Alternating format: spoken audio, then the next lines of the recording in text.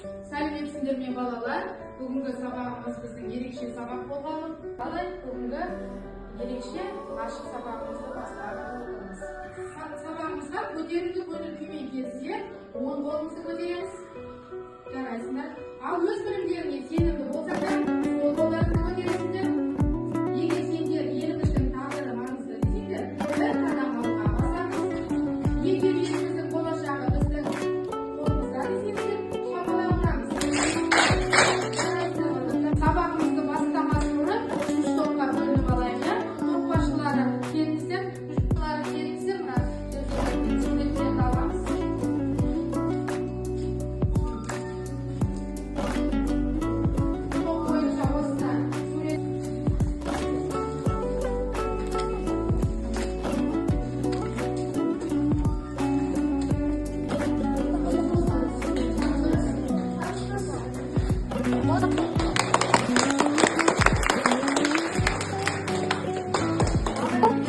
Кердің, я? Олай болса, сендердің топтарың аты кер болды. Сіздердікі топтарың аты томирис болды, томирistің суреті. Сендерге берілген мына бәйге әдісі арқылы сендер топтарыңыздағы оқушылардың бағанан бері жауап беріп жатқанын, тапсырмаларға қалай жауап берді, соны белгілеп отырыңдар. Артынан осы бойынша бағалап шығамыз, я? Үй тапсырмасын еске түсірейік. Біз алдыңғы сабақтарда өткен тасмола мәдениеті бойынша өттік. Білеміз, балалар, тасмола мәдениеті берел қорғаны және шілікті қорғаны. Осы қорғандар туралы өттік. Сол бойынша қазірді тақтаға шығарып, бүгінгі сабағымызды кинометафора әдісі арқылы мынаны суретімізді ашуымыз керек.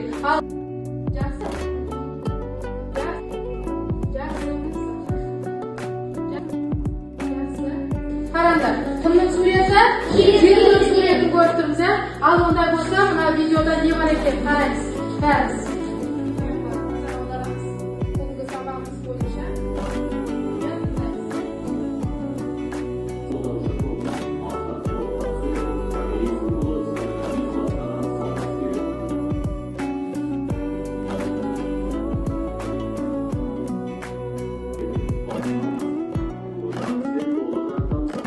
Олай болса, балалар, бейнебаянда біз көргендей, бүгінгі біздің сабағымыздың тақырыбы қандай екен?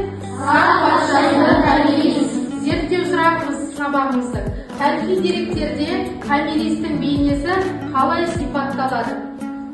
Енді осы бойынша, балалар, біз тапсырмаға көшейік. Қазір үш топқа берілген постер беремін. Бірінші топ мәтінмен таныса отырып, томирис патшайым тұлғасын сипаттайсыңдар.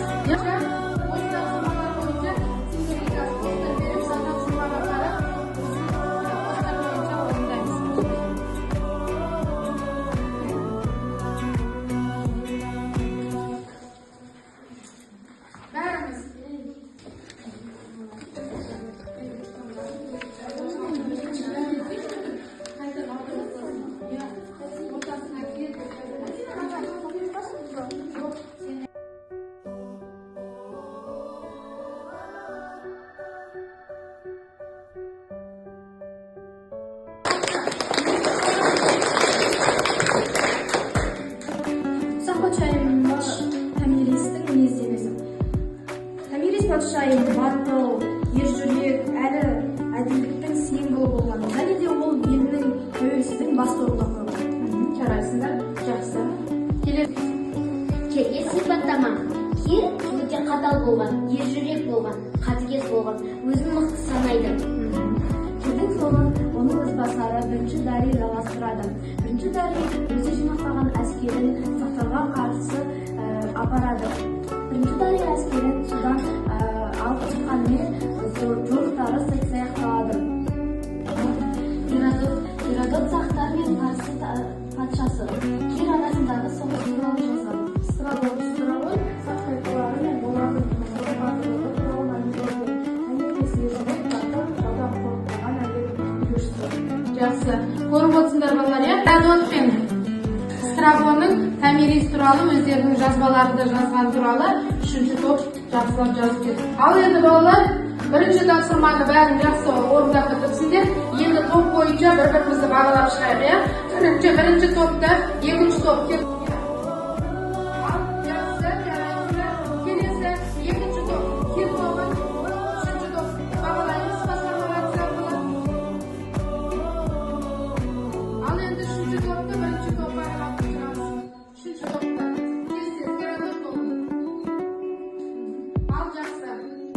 Endi birinchi topshirmani yaxshilab o'rnab bitdik. Endi ikkinchi topshirmaga ko'chamiz. Barimiz taqtaga nazar audaramiz. Ikkinchi topshirmada matnni çalıştab o'tirib, zertkev so'roqlarga javob beringizlar deydi. Bu yerda 4 so'roq berilibdir bolalar. O'sha 4 so'roq zertkev so'roqlarına to'liq naqd javob bersiga, al birinchi o'qib tayinlab olaylik. Odan keyin hozir har topda o'quvchilar chiqib javob berishga kirishga. Ekindiga ежелгі tayfalar qanday memleketlerмен qarым-қатынаста болды deydi. Ал Қазақстан аумағын мекендеген ежелгі тайпалар сақтар, парсы патшалығы, ежелгі Грекия мен Медия мен саяси, әскери және сауда қарым-қатынаста болды. Жақсы, жарайсың. Дұрыс па балалар? Келесі.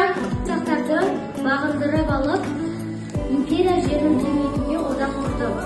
Жақсы. Дұрыс па балалар? Олар сақтарды басып аламыз деп ойлағанда, сақтар керісінше болды. Сақтар оларды басып алып, партиялардың басын кесіп, жердің басын қанға бағырды. Келді.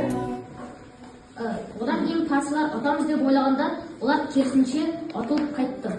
Жақсы, дұрыс па? Жақсы, жарайсың, келе қой отырамын. Үшінші тапсырмаға көшейік. Бұл жерде сендерге суреттер мен ақпараттар беріліп тұр, соларды сәйкестендіреміз. Бұл жердегі суреттер міне берілген, солармен ақпараттары қайсынікі дұрыс, соны анықтап алайық. Ал үш топта кім шығады, қандай оқшы?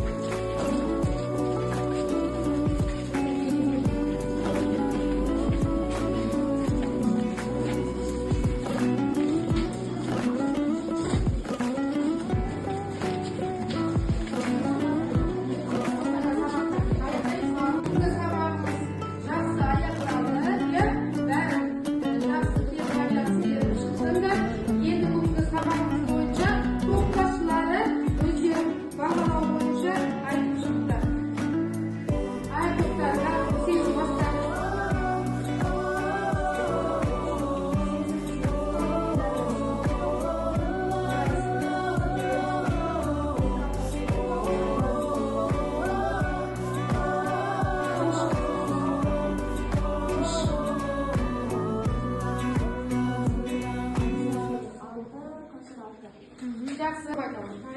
Ayolum 7 bal, Nurtaza 8 bal, Ayadil 7 bal, Ayadil 6 bal,